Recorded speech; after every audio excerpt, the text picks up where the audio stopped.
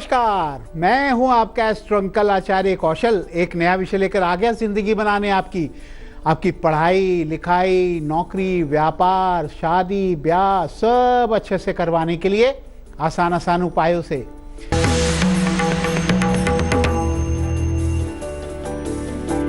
लेकिन शुक्र प्रधान दिन हो, थोड़ा सा दही में नमक डाल करके खा के जाना, दिन भर काम आपके बनेंगे। आज का विषय क्या है? आज का विषय है इस जीवन पर पिछले जन्म का प्रभाव क्या होगा। कहते हैं कि जब किसी की शादी होती है, कहते हैं ये जो जोड़ा बना है ये जन्म जन्मांतर का रिश्ता है, 7 जन्मों का रिश्ता है। और ये भी मानते हैं हम लोग, शास्त्रों में कहा गया है कि एक ही आत्मा कई जन्म लेती है, तो पिछले जन्म का प्रभाव इस जन्म के इंसान के ऊपर पड़ता है। वो प्रभाव क्या पड़ता है क्या नहीं पड़ता है, बहुत ही दिलचस्प विषय लेकर के आए हैं। ध्यान से आप सुनिएगा, आपके बारे में बताएंगे और आपके बारे में उपाय भी देंगे। कहते हैं इंसान अपने पूर्व जन्म के कर्मों का फल भुगतता है। पिछले जन्म के जो कर्म किए हैं उसको इस जन्म में भुगतना पड़ता है। अच्छा कर्म करें तो अगला जन्म भी अच्छा ही मिलेगा, बुरा कर्म करें तो अगले जन्म में बुरा ही मिलेगा। पिछले जन्म में आप जो थे उसका प्रभाव अगले जन्म में दिखाई देता है। आज हम बताएंगे कि आपके पिछले जन्म में आपने क्या देखा, क्या थे क्या नहीं थे, और उसका इस जीवन पर आप पर क्या प्रभाव पड़ रहा है। ये सब जन्म पत्रिका जो बनाते हैं हम लोग, जन्म कुंडली बनाते हैं, वो कुंडली से पता लगता है, पत्रिका से पता लगता है, हॉरोस्कोप से पता लगता है। गुरु ग्रह आपके पिछले जन्म का और आगे के जन्मों का प्रभाव बताता है। आज हम इस बारे में जानकारी देंगे कि गुरु ग्रह हमें कई जन्मों तक को अपने प्रभाव में रखने के लिए कुछ कुछ साफ साफ बताता है कि पिछले जन्म में क्या थे। तो कुंडली के अगर पहला भाव, जो कुंडली होती है, जन्म पत्रिका होती है, हॉरोस्कोप होता है, उसका पहला घर जिसे लगन बोलते हैं, वहां पे अगर गुरु बैठा हो, गुरु ग्रह बैठा हो, तो ऐसा व्यक्ति पिछले जन्म में क्या होता है? एक संत होता है। इस जन्म में भी पूजा पाठ बहुत करता है, लोगों को उपदेश देता है। और मान लीजिए यही गुरु आपकी कुंडली में दूसरे भाव में बैठा हो, सेकंड हाउस, इधर बाएं से चलती है ना कुंडली, तो द्वितीय भाव में अगर गुरु हो तो व्यक्ति पिछले जन्म में टीचर प्रोफेसर होता है, कोई नई चीज का आविष्कार करता है। इस जन्म में भी उसको टीचिंग लाइन में जाने का बहुत मन करता है। और मान लीजिए कि तीसरा भाव जो होता है ना, पहला लगन हो गया, दूसरा और तीसरा भाव हो गया, तीसरे भाव में गुरु बैठा हो, तो अपने ही परिवार में वो दोबारा जन्म लेता है। यानी जिस परिवार से वो, जिसकी मृत्यु हुई है, उसी परिवार में दोबारा जन्म लेके आता है और वह अपनी अधूरी मनोकामना, जो पिछले जन्म में उसकी मनोकामनाएं पूरी नहीं हुई है, वो मनोकामनाएं पूरी करता है दोबारा जन्म लेकर के अपने ही परिवार में, और उसकी पूर्ति के लिए वो लगा रहता है लगातार, और परिवार के लोगों की सहायता करता है। चलिए आगे भी बताएंगे कि आपका पिछला जन्म क्या था और इस जन्म में क्या है आप। लेते हैं पहले राशिफल, मेष, वृषभ और मिथुन का हाल।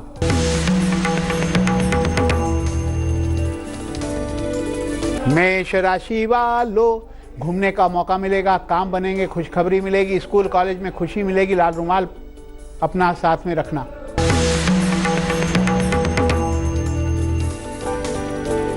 वृषभ राशि वालों, रिश्तों को बेहतर बनाएं, मन में बहुत ही उत्साह बना रहेगा, दिन अच्छा बीतेगा, धन कमाने की कोशिश कामयाब होगी, मीठी वाणी बोलने से धन मिलेगा, गुलाब जल से मुंह धो लेना।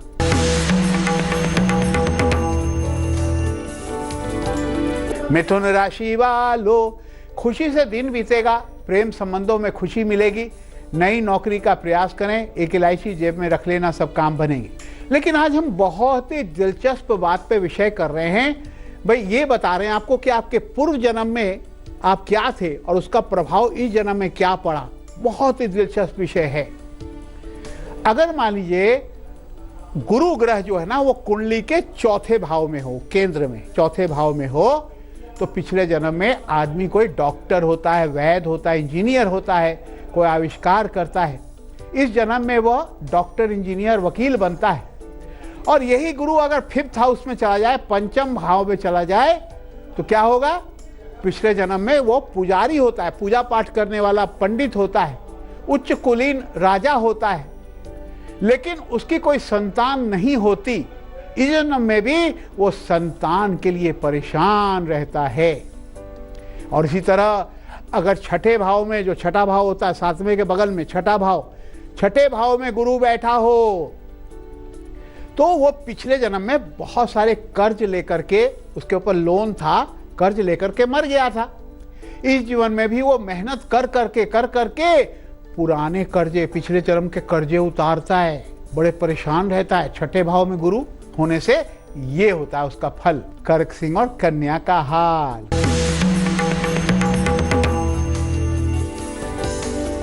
कर्क राशि वालों, अच्छी किस्मत अब चमकेगी, अचानक अच्छी नौकरी लग सकती है, पढ़ाई ठीक होगी, लक्ष्मी मंदिर में मिठाई चढ़ाना।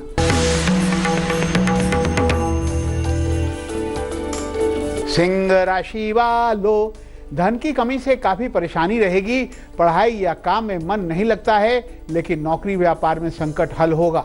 लाल फल खा लेना, सारे काम बनेंगे।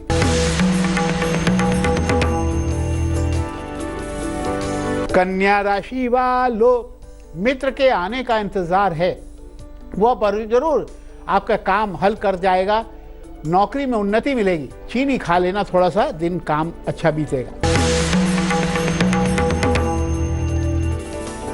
ये मेल आया है कोलकाता से सचिन सेन गुप्ता का। वो कह रहे हैं मैं सरकारी नौकरी के लिए प्रयास कर रहा हूं, लेकिन मिल नहीं रही है, तो क्या मैं विदेश जा सकता हूं या सरकारी नौकरी मिल सकती है? विदेश नौकरी करना चाहता हूं, MBA किया हुआ है और मुझे कुछ उपाय बताइए। देखिए सचिन जी, आपकी कुंडली में कहा जा रहा है कि गुरु और सूर्य दोनों केंद्र में बैठे हुए हैं, बहुत ही अच्छी सहयोग है, लेकिन वह आपको फल जो है वो 25 साल की उम्र के बाद देगा। तो आपको ये चाहिए कि अभी 3 साल और बाकी हैं, उसको ठीक से आप निभाएं। गुरु को बलवान करने के लिए पुखराज पहने और सूर्य को बलवान करने के लिए मानिक पहने। रविवार को व्रत करें, सूर्य को जल चढ़ाएं, आपकी नौकरी और आपकी मनोकामना पूरी होगी। चलिए अब बात को आगे बढ़ाते हैं।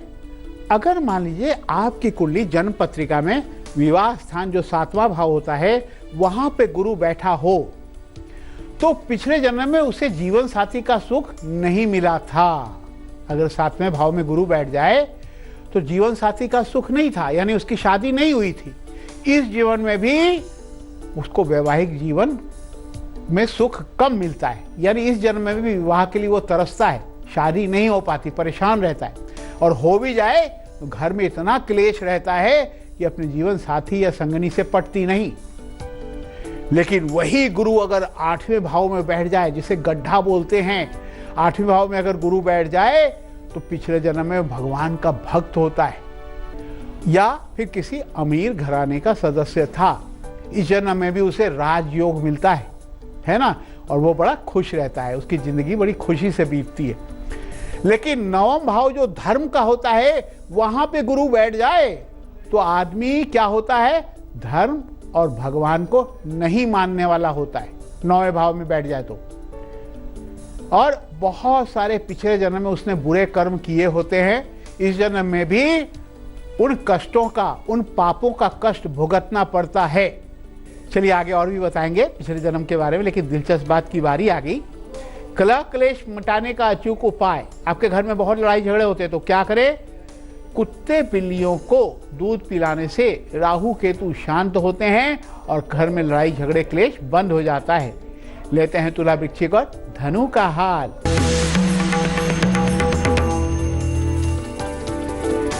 तुला राशि वालों, समय बदलेगा, जल्दी सब ठीक होने वाला है, धन आने में रुकावट दूर होगी। तेल शनि मंदिर में चढ़ा के आए।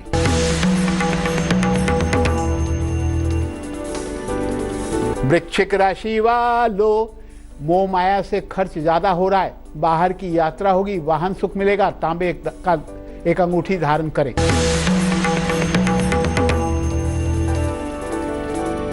धनु राशि वालों, दुख में कोई साथ नहीं दे रहा, परेशान है, लेकिन कोई खुशखबरी जल्दी मिलने वाली, आज ही मिल सकती है। महिला का सम्मान करना होगा, पैसे का दान करना काम बनेंगे। 12 शुक्रवार के एग्जाम टिप्स की आ गई।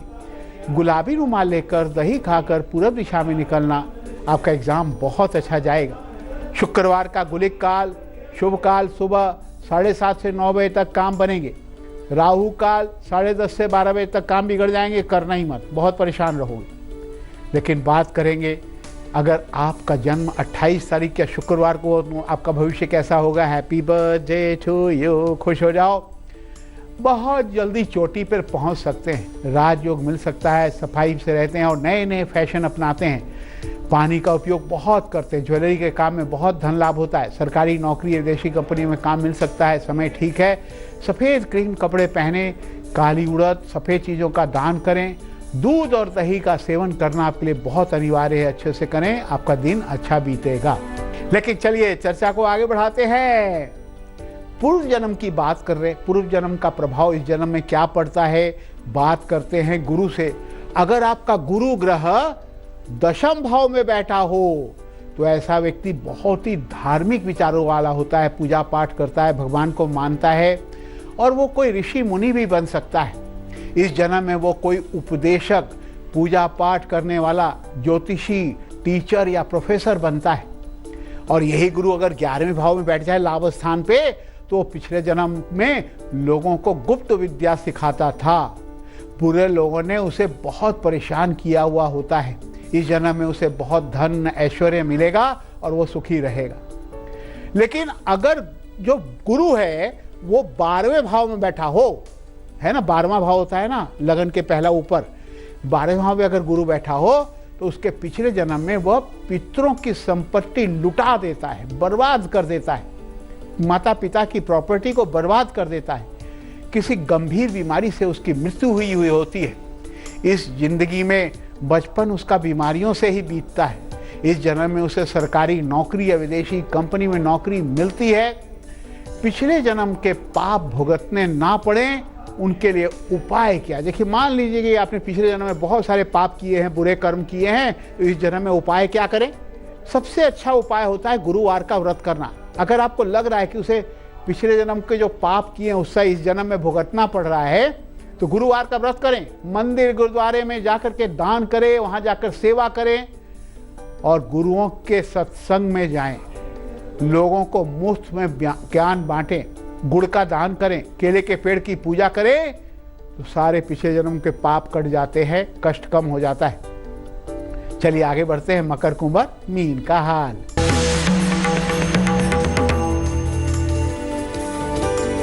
मकर राशि वालों, पैसों की कमी नहीं होगी, व्यापार में धन लाभ का योग बनेगा, पढ़ाई में मन न लगे तो दुर्गा जी को लड्डू चढ़ाना।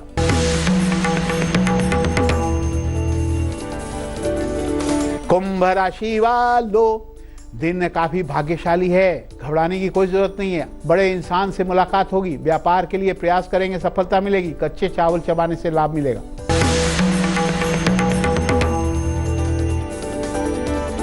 मीन राशि वालों, मीठी बोली से आज लाभ होगा। मीठी बोली बोलना आवश्यक है, अनावश्यक खर्चों से बचें। काम बनने में दिन लगेंगे लेकिन 2 केले खा लेना, काम बनेगा। बारी अमृत मंथन के महा उपाय की। बच्चे पढ़ते नहीं है, रात को सोते नहीं है, जाकर कंप्यूटर मोबाइल से चैटिंग करते रहते हैं, टाइम वेस्ट करते हैं, तो उपाय क्या है। देखिए, समस्या तो सुलझेगी लेकिन तुलसी की जड़ सफ़ेद धागे में गले में धारण करवाएं, सफ़ेद चादर पर सुलाएं, रात को 2 चम्मच दही खिलाकर सुला दें, बस उनको नींद भी आएगी, फटाक से सो जाएंगे और सुबह जल्दी उठेंगे। हाँ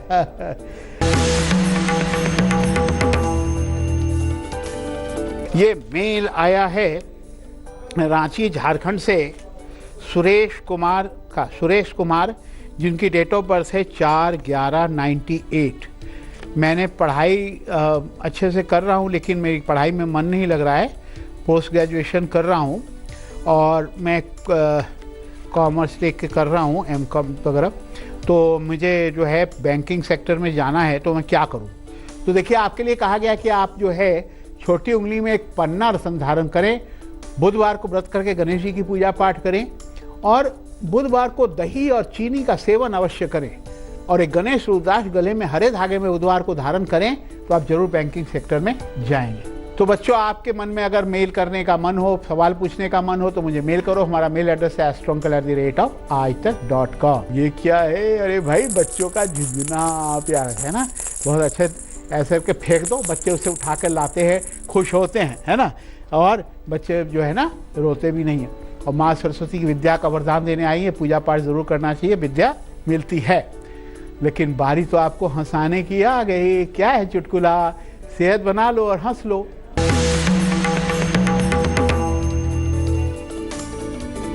मोनू ने कहा, सोनू, तेरे पापा ने बहुत अच्छे फ्रिज लिया है, कितने का है? सोनू कहता है 50,000 का है। मोनू कहता है इतना महंगा क्यों? सोनू कहता है पापा बोल रहे थे दरवाजा बंद करो तो अंदर की लाइट ऑटोमेटिक ऑफ हो जाती है, फिर भी फ्रिज चलता रहता है। कोई भी फ्रिज का दरवाजा बंद करो तो लाइट तो अपने आप ही ऑफ हो जाती है, और फ्रिज तो अंदर चलता ही रहता है, लेकिन वो उसको बेवकूफ बना रहा है कि बड़ा महंगा फ्रिज है, बड़ा तो ऑटोमेटिक लाइट बंद हो जाता है। खैर बच्चों, हंसने और हंसाने की बात थी। कल फिर आएंगे एक नया विषय लेकर आपकी जिंदगी बनाने, पढ़ाई लिखाई नौकरी व्यापार अच्छा करने। आज मुझे इजाजत दो। नमस्कार, राम राम। तेज के साथ बनाना, तेज में ही आती है अच्छी खबरें। लेटेस्ट खबरों के लिए यूं ही देखते रहिए तेज, और इस वीडियो के पसंद आने पर लाइक, शेयर एंड सब्सक्राइब करना ना भूलें।